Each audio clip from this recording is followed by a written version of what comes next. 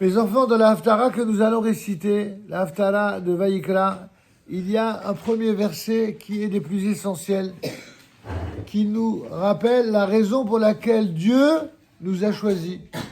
Pourquoi il nous a choisis? C'est marqué dans la Haftara. Premier verset.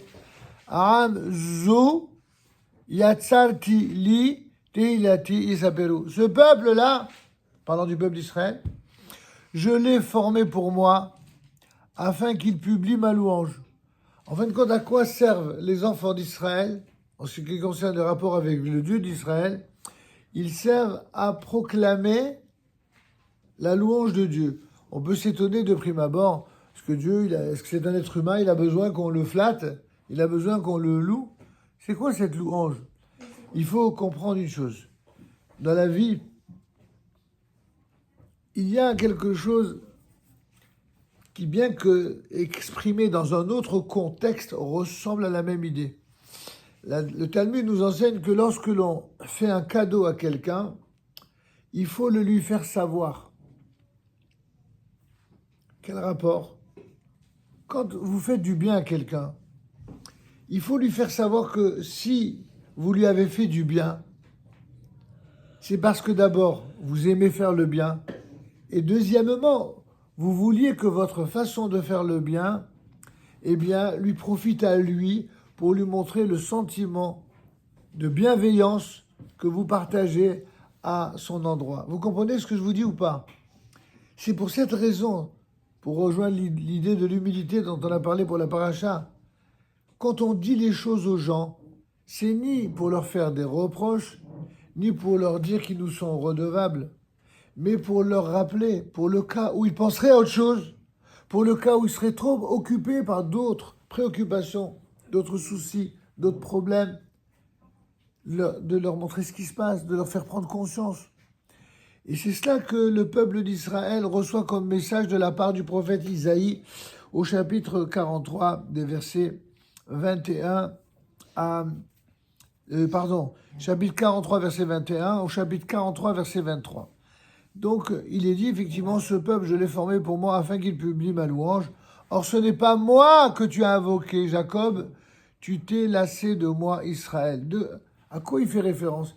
Il fait référence à la partie du peuple d'Israël qui s'est détournée de Dieu pour aller se tourner vers les idoles. Chaque fois qu'il y a au sein du peuple d'Israël des Juifs qui décident de tourner le dos à Dieu, pour aller s'agripper à diverses idolâtries ou idéologies fallacieuses, ces idéologies fallacieuses, fausses, elles génèrent toujours les plus grands ennemis d'Israël. Cela rejoint le cours qu'on avait fait pour répondre à la question qu'avait posée Atel qui demandait, mais comment est-ce possible d'avoir des antisémites qui soient juifs? C'était Cher qui a posé la question. Comment est-ce possible? Et on avait donné les réponses qu'on avait données. Mais là, nous allons voir ici que la raison essentielle pour laquelle il existe des antisémites juifs, c'est parce que, en un premier temps, ils se détournent de Dieu.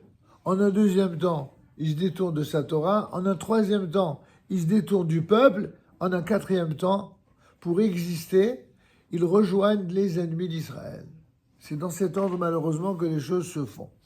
En tout cas, comme la Sidra de Vaïkra nous l'enseigne, c'est-à-dire toutes ces lois qui renforcent la dévotion d'Israël au service de Dieu, de Kadosh Baruch Hu, notamment à l'époque par le biais des sacrifices, eh bien, cette paracha de Vaïkra est suivie d'une haftara, celle que nous réciterons Shabbat, et qui exhorte Israël à se consacrer à cette vocation d'exemplarité et de sacrifice.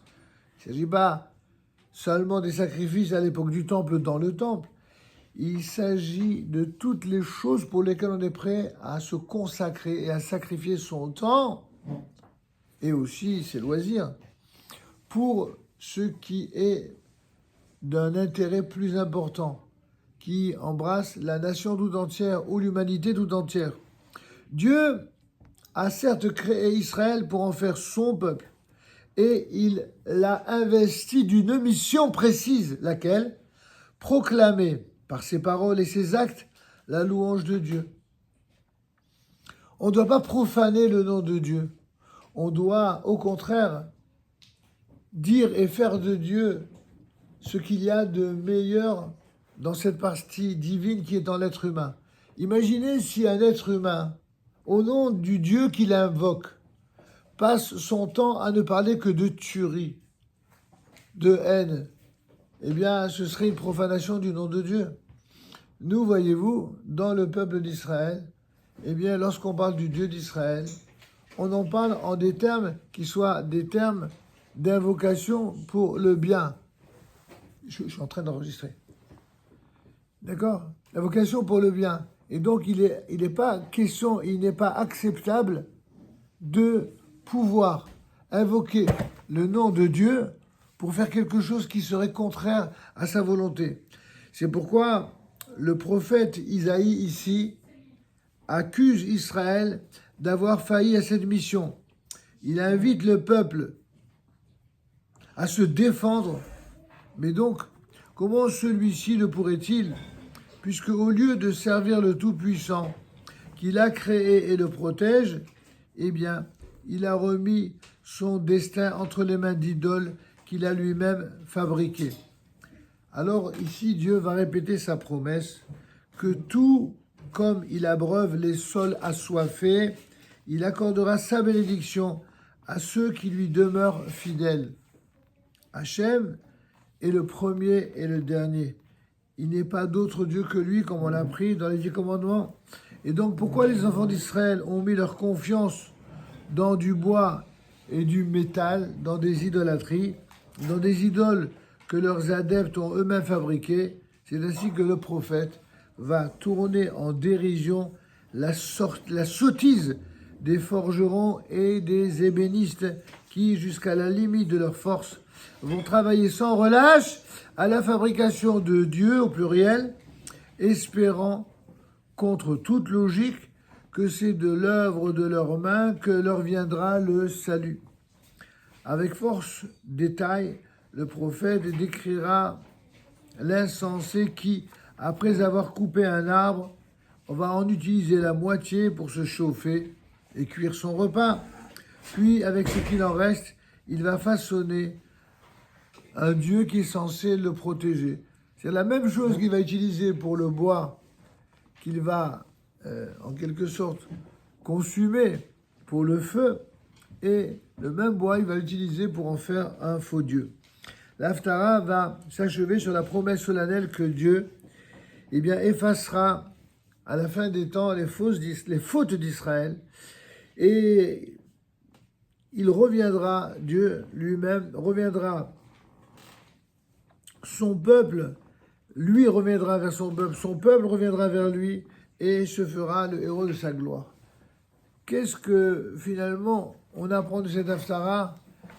D'abord le constat de la réalité de l'état dans lequel se trouve le peuple en exil, mais aussi le constat, ou plutôt la promesse de ce qu'il adviendra de ce peuple à la fin des temps. Dieu fera en sorte qu'il y ait une sorte de réconciliation et de retrouvailles où chacun, eh bien, tout simplement, connaîtra sa place et l'assumera avec, je dirais, le plus possible d'exemplarité. Ça, c'est un des messages clés qui revient souvent.